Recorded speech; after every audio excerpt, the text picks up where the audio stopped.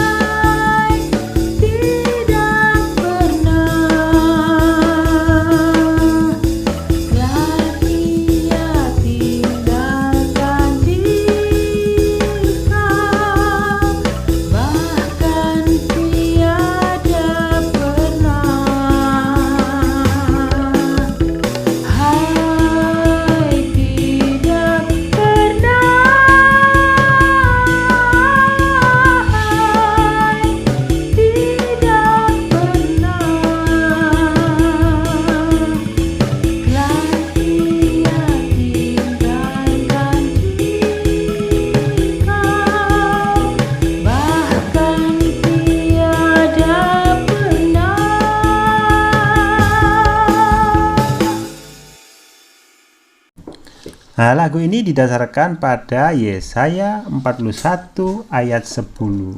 Coba baca. Janganlah takut, sebab aku menyertai engkau. Janganlah bimbang, sebab aku ini Allahmu. Aku akan meneguhkan, bahkan akan menolong engkau. Aku akan memegang engkau dengan tangan kananku yang membawa kemenangan. Nah, judul asli lagu ini adalah Nimmer Allein, yang artinya never alone, tak pernah sendiri. Tapi sering juga judulnya disebut Freds nicht, ich bin mit u.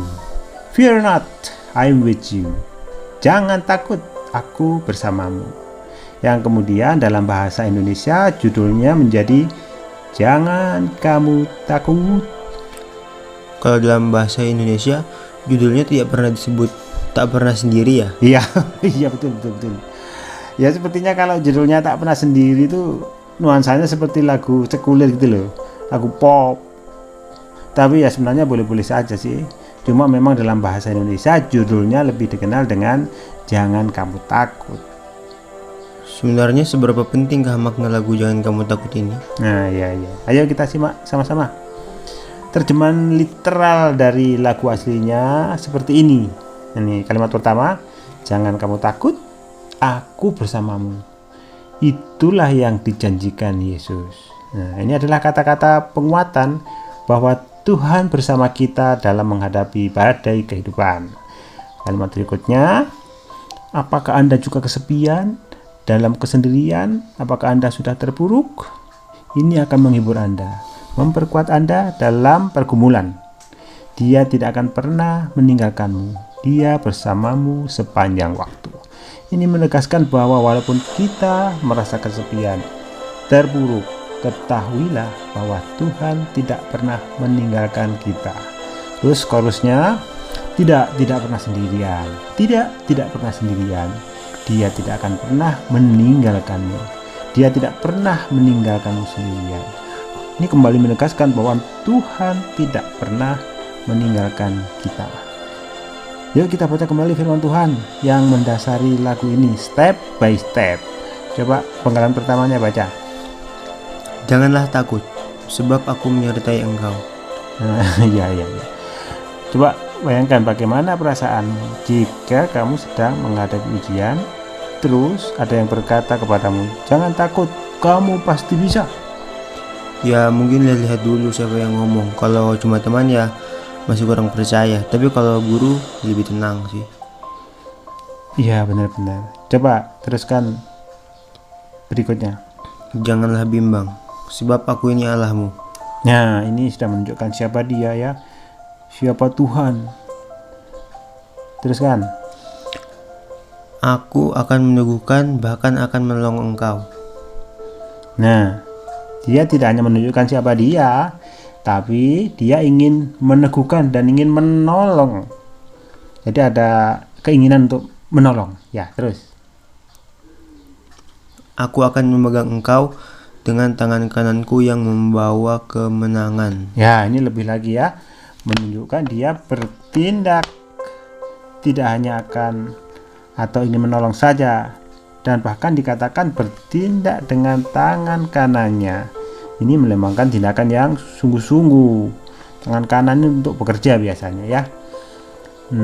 Kita harus tahu bahwa orang-orang penakut, orang-orang yang tidak percaya disejajarkan dengan orang-orang keji, orang-orang pembunuh, orang-orang sundal, penyembah berhala dan seterusnya. Oh ya? Nah, coba kita baca Wahyu 21 ayat 8. Tetapi orang-orang penakut, orang-orang yang tidak percaya, orang-orang keji, orang-orang pembunuh, orang-orang sundal, tukang-tukang sihir, penyembah-penyembah berhala, dan semua pendusta, mereka akan mendapatkan bagian mereka di dalam lautan yang menyala-nyala oleh api dan belerang. Inilah kematian yang kedua. Nah, dan ini tentang orang penakut dan tidak percaya pernah dialami oleh murid-murid Tuhan Yesus. Coba ya baca Yohanes 20 ayat 19 dan 20. Ketika hari sudah malam, pada hari pertama minggu itu, berkumpullah murid-murid Yesus di suatu tempat dengan pintu-pintu yang terkunci, karena mereka takut kepada orang-orang Yahudi. Pada waktu itu, datanglah Yesus dan berdiri di tengah-tengah mereka dan berkata, "Damai sejahtera bagi kamu." Dan sesudah berkata demikian, ia menunjukkan tangannya dan lambungnya kepada mereka. Murid-murid itu bersukacita ketika mereka melihat Tuhan. Ya, murid-murid Tuhan Yesus minus Thomas, tadi waktu itu Thomas tidak ada, berkumpul mengunci pintu karena takut kepada orang Yahudi. Dan Yesus hadir untuk melenyapkan ketakutan mereka. Dan ia menggembusi mereka dengan Roh Kudus. Ya. Coba baca lagi yang Yohanes 20 ayat 24 dan seterusnya. Tetapi Thomas, seorang dari ke-12 murid itu yang disebut Didimus, tidak ada bersama-sama mereka. Ketika Yesus datang ke situ, maka kata murid-murid yang lain itu kepadanya, "Kami telah melihat Tuhan." Tetapi Thomas berkata kepada mereka, "Sebelum aku melihat bekas paku pada tangannya, dan sebelum aku menunjukkan jariku ke dalam bekas paku itu, dan mencucukkan tanganku ke dalam lambungnya, sekali-sekali aku tidak akan percaya." 8 hari kemudian, murid-murid Yesus berada kembali dalam rumah itu, dan Thomas bersama-sama dengan mereka. Sementara pintu-pintu terkunci, Yesus datang dan ia berdiri di tengah-tengah mereka, dan berkata, "Damai sejahtera bagi kamu." Kemudian ia berkata kepada Thomas, "Taruhlah jarimu di sini dan lihatlah tanganku. Ulurkanlah tanganmu dan cucukkan ke dalam lambungku, dan jangan engkau tidak percaya lagi, melainkan percayalah." Ya, jangan engkau tidak percaya lagi, melainkan percayalah. Ya, Tuhan Yesus itu baik, Tuhan Yesus itu lemah lembut. Coba bayangkan kalau tidak, mungkin dia bilang sambil marah-marah itu, "Kamu ini bandel dan hatimu dekil sekali. Sudah kukatakan berulang kali bahwa aku akan bangkit, tapi kamu tidak percaya, dasar." Mungkin begitu, tapi tidak toh. Tuhan Yesus tetap datang dengan lemah lembut. Terus apa yang dikatakan Tuhan Yesus ketika datang? Damai sejahtera bagi kamu. Ya, shalom aleichem. Ya, itulah Tuhan Yesus sang Raja Damai, selalu memberikan damai kepada umatnya. Jadi jangan takut, Tuhan sertamu dan percayalah. Haleluya. Amin.